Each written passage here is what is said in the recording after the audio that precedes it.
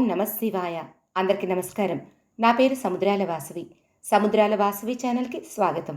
నా ఛానల్‌లో మొట్టమొదటిసారిగా ఒక కొత్త వీడియోతో మీ ముందుకు వచ్చానండి. సుఖ సంపదలను, ఆయురారోగ్యములను ప్రసాదించే ఒక అద్భుతమైన వ్రతమండి అది.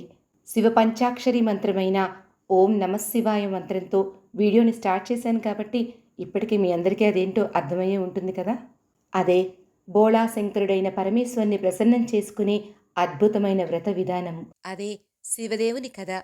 దీనినే సోమవార వ్రతం అని కూడా వ్యవహరిస్తారు. ఈ వ్రతం గురించి మీ అందరికీ వివరించి అందరి సమస్యలను తొలగించుకునేటట్లు చేయాలన్నదే నా ఉద్దేశం. నేను మా నాన్నమ్మ గారి నుండి ఈ వ్రతాన్ని తెలుసుకున్నానండి. నేను 25 సంవత్సరాలుగా ఈ వ్రతాన్ని ప్రతి సోమవారం ఆచరిస్తున్నాను.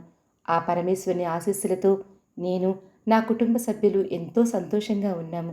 అందువల్లనే సబ్స్క్రైబర్స్ అని ఇందరి బంధువులను పొంది మీకు కూడా ఆయురారోగ్యాలను, సుఖ సంపదలను పొందేటట్లు చేయాలన్నదే నా ఈ చిన్న ప్రయత్నం. ఈ శివదేవుని కథ వ్రత విధానం గురించి వివరిస్తాను వినండి.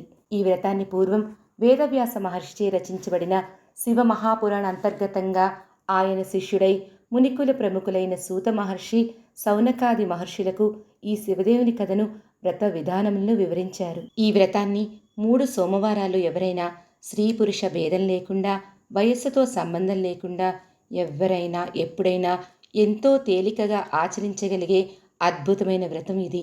ఈ వ్రతాన్ని ఆచరించలేని వారు కనీసం 3 సోమవారాలు భక్తి శ్రద్ధలతో వ్రతకథ చదివినా విన్నా అదే ఫలితం తప్పక లభిస్తుంది. ఆర్థిక సమస్యలు, వివాహ సమస్యలు, సంతాన సమస్యలు, ఆరోగ్య సమస్యలు ఒకటేమిటి, సమస్త మానవాళికి సమస్యలను తీర్చే అద్భుతమైన వ్రతం ఇది. సాధారణంగా మనం ఎవరైనా ఒక సమస్య వచ్చినప్పుడు మొట్టమొదటగా తన తండ్రికే చెప్పుకుంటాం కదా. జగతః పితరౌ వందే పార్వతీ పరమేశ్వరం అనగా మనందరికీ తండ్రి అయిన ఆ పరమేశ్వరునికి మన కష్టాన్ని చెప్పి మన కష్టాన్ని తీర్చుకున్నట్టుకు మనం చేసే ఒక చిన్న ఉపచారమే ఈ శివదేవుని కథ. ఈ వ్రతానికి ఎటువంటి ఆడంబరాలు కానీ అట్టహాసాలు కానీ అవసరం లేదండి. భక్తితో పరమేశ్వరునికి ఒక చెంబుడు నీరు, చిన్న బిల్వదళాన్ని సమర్పించినా చాలు. పొంగిపోయే బోళాశంకరుడు నా తండ్రి. మొదటగా సోమవారం నాడు మీరు పూజ ప్రారంభించదలిచినట్లయితే పూజకు కావలసిన సామగ్రిని అంతటినీ ముందే సమకూర్చుకోవాలి. అంటే అవి కొబ్బరికాయ, పూలు, పండ్లు, తమలపాకులు, మారేడు దళాలు, ఆవు పాలు, ఆవు నెయ్యి ఇలాంటివన్నమాట. వీటన్నింటినీ సేకరించుకొని పూజకన్నింటినీ సిద్ధం చేసుకోవాలి. ముందుగా ఇంటిని శుచి శుభ్రంగా అలంకరించుకొని ఆ తరువాత మీ పూజా మందిరంలో కానీ తూర్పు దిక్కున కానీ ఒక పీటను ఏర్పాటు చేసుకొని ఆ పీటకు పసుపు రాసి కుంకుమ బొట్టు పెట్టి దానిపై ఒక నూతన వస్త్రాన్ని పరిచి పార్వతీ పరమేశ్వరుల విగ్రహాలను కానీ లేదా పార్వతీ పరమేశ్వరుల ఫోటోను కానీ పెట్టుకొని, ఒకవేళ మీ ఇంట్లో కనుక శివలింగం ఉన్నట్లయితే స్వామిని మారేడు దళములతో అభిషేకం చేసి పూజించవచ్చు. ఒక కలశపాత్రను తీసుకొని కలశాన్ని గంధ పుష్పాక్షింతలతో అలంకరించి సిద్ధం చేసుకోవాలి. అన్నట్లు కలశానికి వెండి, బంగారమే ఉపయోగించాలని ఎటువంటి నిబంధన లేదండి. ఎవరికి తోచినట్లు వాళ్ళు, ఎవరికి లభ్యమైన దాన్ని వాళ్ళు ఉపయోగించుకోవచ్చు. ఆ తరువాత దీపారాధన కోసం 2 దీపపు కుందులను కానీ 2 ప్రమిదలను కానీ ఏర్పాటు చేసుకోవాలి. ఆవు నెయ్యితో కానీ కొబ్బరి నూనెతో కానీ దీపారాధన చేయాలి. అటు పిమ్మట సంకల్పము, ఆచమానం నిర్వహించిన తరువాత పసుపుతో గణపతిని చేసి పూజించాలి. నిర్విఘ్నంగా మీరు అనుకున్న అన్ని సోమవారాలు ఎటువంటి విఘ్నం లేకుండా పూజ జరిపించమని ఆ గణనాథుని ప్రార్థించాలి. శుక్లాంబరధరం విష్ణుం శశివర్ణం చతుర్భుజం ప్రసన్నవదనం ధ్యాయేత్ సర్వవిఘ్నోపశాంతయే అంటూ ఆ గణనాథుని స్తోత్రం చేయాలి. అటు పిమ్మట కలశమును గంధముతో కుంకుమలతో అలంకరించి కలశముఖే విష్ణు కంఠే రుద్ర సమాశ్రిత మూలే తత్ర స్థితో బ్రహ్మ మధ్యే మాతృగణా స్మృత కుక్షితౌ సాగరః సర్వే సప్తద్వీపావసుందరా ఋగ్వేదో యజుర్వేద సామవేదో హ్యధర్వణః అంగైశ్చ సహితా సర్వే కలశాంబు సమాశ్రిత అంటూ కలశానికి నమస్కరించాలి. అటు పిమ్మట ఆ పరమేశ్వరుని ప్రార్థనా శ్లోకంతో కీర్తించాలి. శాంతం పద్మాసనస్థం శశిధరమకుటం పంచవక్త్రం త్రినేత్రం శూలం వజ్రం చ ఖడ్గం పరశుమభయదం దక్షభాగే వహంతం నాగం పాశం చ ఘంటా ప్రళయహుతావహం పాశాంకుశం వామభాగే నానాలంకారయుక్తస్ఫటికమణినిభం పార్వతీశం నమామి అంటూ ఆ సదాశివుని ప్రార్థించాలి. ఆ తరువాత శివాష్టోత్తర శతనామావళితో స్వామిని అర్చించాలి. ఆపై వీలు కుదిరిన వాళ్ళు 9 సార్లు మహామృత్యుంజయ మంత్రంతో స్వామిని అభిషేకించాలి. ఓం త్రయంబకం యజామహే సుగంధిం పుష్టివర్ధనం ఉర్వారుకమివ బంధనాత్ మృత్యో మోక్షీయమామృతాత్ అనే మృత్యుంజయ మహామంత్రంతో స్వామిని అభిషేకించాలి. ఆ తరువాత ఇంటిలోని వారు, పూజని ఆచరించేవారు అక్షింతలను చేతిలోకి తీసుకుని శివదేవుని కథను శ్రద్ధగా ఆలకించాలి. ఇక శివదేవుని కథ చెబుతాను, శ్రద్ధగా ఆలకించండి అందరూ. శివదేవుని కథా ప్రారంభము. ఓ భక్తులారా, తెలుగుదేశం ఒకానొక గ్రామసీమలో బీదవాడగు శివయ్య అనే పేరుగల బ్రాహ్మణుడు నివసించుచుండెను. ఆయన రాజేశ్వరి ఆమెను పెండ్లి ఆడి కాపురము చేయుచుండెను. కొంతకాలమునకు ఆ దంపతులకు ఒక కుమారుడు, ఒక కుమార్తెను కలిగెను. పుత్రుని పేరు సదాశివుడు, పుత్రిక పేరు దాక్షాయణి. బీదవాడగుడి చేత శివయ్య భిక్షాటనము చేసి భార్యాబిడ్డలను పోషించుకొనుచుండెను. ఇలాగున కొంతకాలము గడిచిన తరువాత శివయ్య తన భార్యతో ఇట్లు చెప్పెను. మనము ఈ దరిద్రావస్థను భరించలేకపోతున్నాము. నేను తిరుపతి పుణ్యక్షేత్రమునకు వెళ్లి స్వామిని దర్శించి అక్కడ కష్టపడి కొంత ధనము సంపాదించి తిరిగి వస్తాను. నీవు బిడ్డల్ని జాగ్రత్తగా చూస్తూ ఉండమని చెప్పి శివయ్య ప్రయాణమై వెళ్ళుచుండగా ఒక ముసలి బ్రాహ్మణుడు ఎదురై, ఎవరో నాయనా నీవు అని అడుగగా శివయ్య ఈ విధంగా చెప్పెను. ఓ మహానుభావా, ఆ కనిపిస్తున్న పల్లెయే నా గ్రామము. చాలా బీద కుటుంబీకుడను. భార్య, 2 పిల్లలు కలరు. సంపాదించినది చాలక దరిద్రబాధ భరించలేక తిరుపతికి వెళ్లి ధనార్జన చేయవలనే తలంపుతో ఇల్లు విడిచి బయలుదేరినానని చెప్పగా ఆ ముసలి బ్రాహ్మణోత్తముడు నవ్వుతూ ఇట్లనియే. ఓ ఈ వెర్రినాయనా, తిరుపతికి వెళ్ళినంత మాత్రమున, ప్రభు దర్శనం చేసినంత మాత్రమున నీవు ధనము సంపాదించుకోగలవా? నీకు సకలైశ్వర్యములనిచ్చి వ్రతమొకటి చెప్పెదను, శ్రద్ధగా ఆలకించుము అని చెప్పగా అంత శివయ్య, ఓ పుణ్యపురుష, అది ఏ దేవుని కథయో ఆ చెట్టు నీడను గూర్చుని వివరింపు స్వామి అని వేడుకొనెను. అంత నా బ్రాహ్మణోత్తముడు శివదేవుని కథ చెప్పుట ప్రారంభించెను. పూర్వం వంగదేశమును పాలించుచున్న సూరసేన మహారాజునకు గుణవంతురాలైన ఒక పుత్రిక కలదు. ఆ బాలామణి పేరు సీమంతిని. సీమంతిని చిన్ననాటి నుండి శివదేవుని యందు అపారమైన భక్తి కలదై పూజలు చేయుచుండగా ఈ విషయము యాజ్ఞవల్క మహాముని భార్యయగు మైత్రేయి తెలుసుకొని తానే స్వయంగా సీమంతినీదేవికి సోమవార వ్రత మహాత్మ్యమును వివరించి చెప్పుటకు సూరసేన మహారాజు పట్టణమునకు బయలుదేరి వచ్చి వ్రత విధానమును సీమంతినీదేవికి తెలియచేసి వెడలిపోయెను. ఆనాటి నుండి ఆ రాజకుమార్తె సోమవార వ్రతమును భక్తి శ్రద్ధలతో ఆచరించుచు సదాశివుని పూజించుచు వ్రతకథ చదువుతూ దినదిన ప్రవర్ధమానమగుచుండెను. ఇట్లుండగా అంగదేశమును ఇంద్రసేనుడనే మహారాజు పాలించుచుండెను. ఆ రాజునకు చంద్రాంగదుడనే ఒక కుమారుడు కలడు. ఆ చిన్నవాడు సకల విద్యలు నేర్చుకొని పెండ్లిఈడుకు వచ్చెను. చంద్రాంగదునకు వివాహము చేయని తలంపుతో ఇంద్రసేన మహారాజు తన కొలువునందున్న మంత్రి పురోహిత సామంతులతో యువరాజైన చంద్రాంగదునకు ఎచ్చటైనా తగిన చిన్నదాన్ని చూడమని చెప్పి వారిని దేశదేశాలకు పంపెను. వారు అనేక దేశములు తిరిగి కడకు వంగదేశ పరిపాలకుడగు సూరసేన మహారాజు పట్టణముకు చేరిరి. ఆ రాజునకు సీమంతిని అనే కుమార్తె కలదని పరిచారికల వల్ల తెలుసుకొని రాజదర్శనముకై ఆస్థానముకు వెళ్ళిరి. అంత ఆ రాజు మంత్రి పురోహితులను గౌరవించి తమరు వచ్చిన పని ఏమిటని అడిగెను. అప్పుడు వారు, మహారాజా, మాది అంగదేశము. మా ఇంద్రసేన మహారాజు గారికి చంద్రాంగదుడనే ఒక కుమారుడు కలడు. ఆయనకు తగిన కన్య గురించి తిరుగుతూ తమ పుత్రికారత్నమగు సీమంతినీదేవి గుణగుణములు తెలుసుకుని ఇచ్చటికి వచ్చితిమి.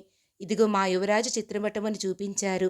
రాజు ఆ చిత్రపటమును ఆయన కుమార్తెకు చూపించి ఆమె సమ్మతికి సంతోషించి కళ్యాణ ముహూర్తము నిశ్చయించి మహావైభవముగా వివాహము చేసెను. వివాహమైన కొంతకాలమునకు ఒక రోజున చంద్రాంగదుడు తన వినోదపు చెలికాండ్రతో యమునా నదీ తీరమున నావపై షికారు చేస్తున్న సమయమున దురదృష్టవశముగా ఆ నావ నీటిలో మునిగిపోయినది.